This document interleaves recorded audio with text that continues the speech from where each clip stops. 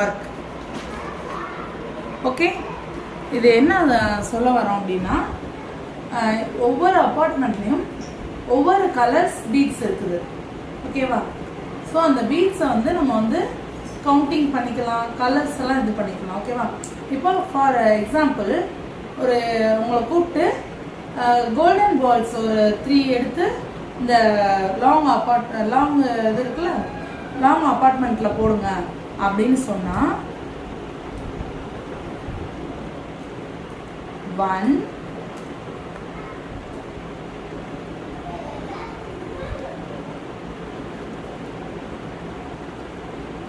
2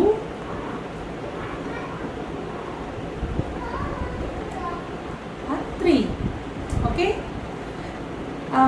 red beads எடுத்து count பண்ணி போடுங்க. ஒரு 3 பீட்ஸ். 1 2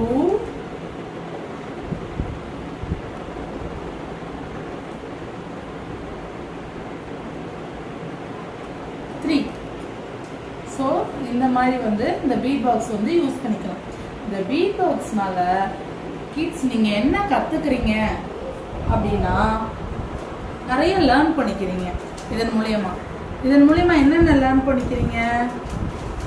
கவுண்டிங்,